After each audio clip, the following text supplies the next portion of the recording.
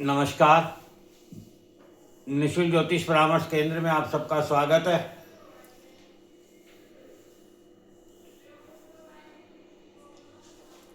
सबसे पहले तो आप सभी के लिए खुशखबरी है।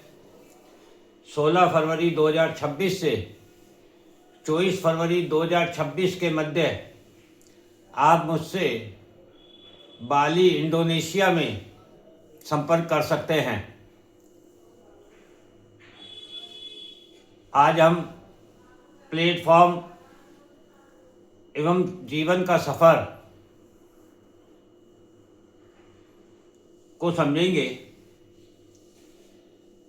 कुंडली में स्थित केतु हमारे जीवन का प्लेटफॉर्म है, जहाँ तक का सफ़र हमने पूर्व जन्म में तय कर लिया है और इस जीवन का सफ़र हमें इससे आगे शुरू करना है। तथा कुंडली में स्थित राहु हमारे इस जीवन का लक्ष्य है, जिसे हमें प्राप्त कर इस जीवन का सफ़र पूर्ण करना है। ये तो आप जानते ही हैं कि राहु केतु दोनों छाया ग्रह हमेशा उल्टी दिशा, विपरीत दिशा, वक्र अवस्था में भ्रमण करते हैं।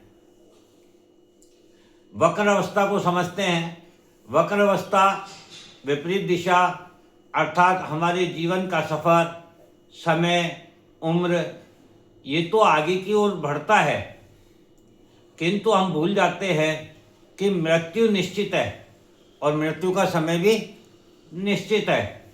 अतः समय, उम्र जैसे जैसे आगे की ओर बढ़ता है, हमारे जीवन का लक्ष्य, उद्देश्य, मंजिल प्राप्त करने का जो समय है वह कम होता जा रहा है, वह घटता जा रहा है।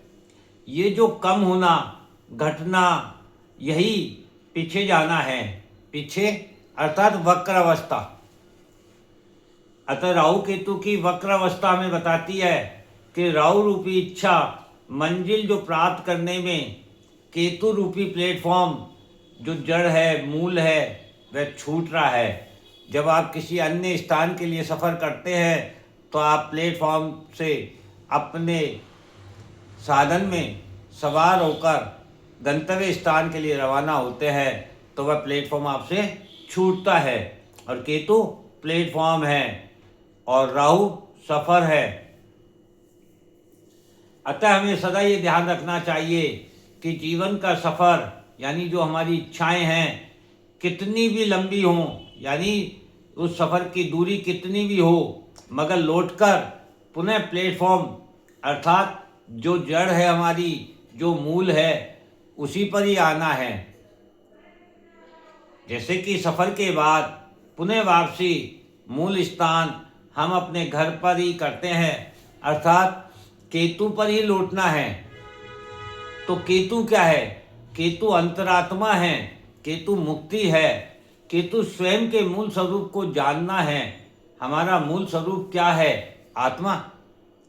आत्मा जब तक जीवित है तब तक शरीर है और आत्मा के निकल जाने के बाद मृत है। और ये आत्मा परमात्मा का ही तो अंश है, तो हमें परमात्मा में विलय होना है। वही हमारी अंतिम मंजिल है। और जब तक परमात्मा में आत्मा का विलय नहीं हो जाता, तब तक जीवन चक्र में बार बार आना जाना लगा रहता है। यही हमारी आत्मा का सांसारिक सफ़र कहलाता है। स्पष्ट है कि प्लेटफॉर्म ही मंजिल होती है, शेष जीवन तो सफ़र है। जहाँ से आए हैं हमें वापस लौटकर वहीं जाना होता है। प्लेटफॉर्म कौन है? केतु। अर्थात सफ़र से वापस घर लौटने पर ही हमारा मन, हमारी आत्मा, हमारे शरीर को सुकून प्राप्त होता है। यह आपने अपने जीवन में महसूस किया होगा। सफ़र कौन है? राहु। अर्थात जीवन की इच्छाएं तो सफ़र है और सफ़र हमेशा कष्टदायक होता है। क्यों? क्योंकि सफ़र शब्द अंग्रेजी भाषा से बना है, जिसका हिंदी अनुवाद पीड़ा, कष्ट होता है। इससे स्पष्ट है कि हमारी इच्छाएं ही हमारे जीवन में कष्ट, पीड़ा, दुख का कारण बनती है। राहु इच्छाओं का कारक ग्रह है, इसीलिए राहु को कष्ट, पीड़ा, दुख का कारक ग्रह माना गया है। और केतु मुक्ति का कारक ग्रह है। अतः हम यदि इच्छाओं से मुक्त जीवन जीते हैं तो हमें जीवन में कभी भी कोई कष्ट नहीं हो सकता है।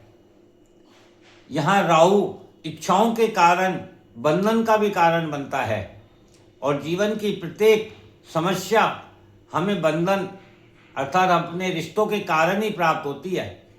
यदि हम जीवन बंधन अर्थात रिश्तों से मुक्त होकर जीते हैं तो फिर मुक्त जीवन में किसी प्रकार का कोई कष्ट नहीं हो सकता है। लेकिन ये तभी संभव है जब हम अपनी यात्रा सफ़र में मिलने वाले लोग, स्टेशन, गांव, शहर, जलवायु, वातावरण, भाषा, धर्म, खान पान सभी को छोड़कर बुलाकर अपने शहर, अपने घर, अपने लोगों के बीच पहुंचते हैं तो सफ़र की सभी यादें, कहानी किस्सों में तब्दील हो जाती है। ये आप लोग अच्छे से जानते हैं और समझते हैं। इसी प्रकार हमारी इस जीवन का सफ़र भी, जीवन की सभी घटनाएं हमारी मृत्यु के पश्चात कहानी किस्सों में तब्दील हो जाती है। इस बात को समझ जाएं कि जिंदगी एक सफ़र है, हमें पुनः लौटकर स्वयं में ही विलय होना है, आत्मा का परमात्मा में विलय होना है। सभी रिश्ते बंधन यहीं सफ़र में प्राप्त हुए हैं और यहीं छूट जाएंगे। तभी हम बंधन अर्थात रिश्तों से मुक्त जीवन जी सकते हैं। आपने गीता में भी सुना होगा कि मानव जीवन जो है वह कर्म प्रधान है।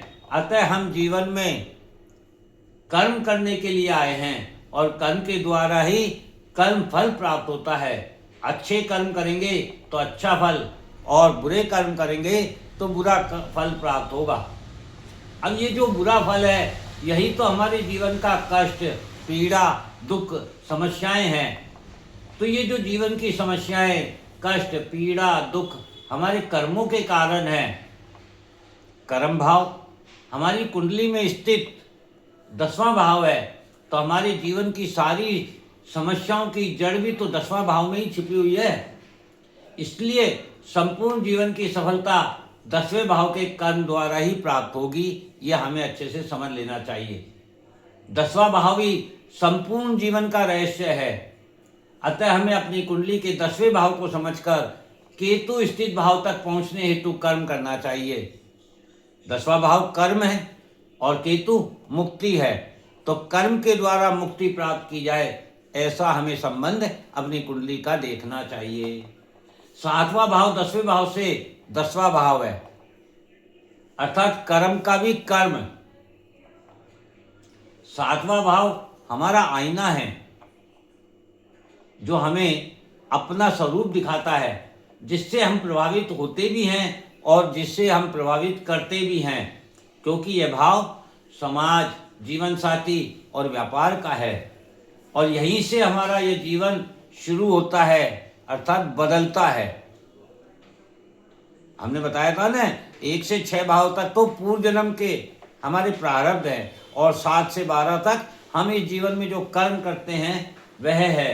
तो यहीं से हमारा नया जीवन शुरू होता है और यहीं से कर्म करने की हमें प्रेरणा प्राप्त होती है। इस प्रकार हमारे जीवन का प्रारंभ होकर कर्म करते हुए समाज का निर्माण करके जीवन की समाप्ति अर्थात मुक्ति केतु द्वारा प्राप्त की जा सकती है, जो हमारे इस जीवन एवं आने वाले जीवन का प्लेटफॉर्म है कि हमें पुनः वापस लौटकर इस जीवन चक्र में आना है या हमें मुक्ति प्राप्त होनी है।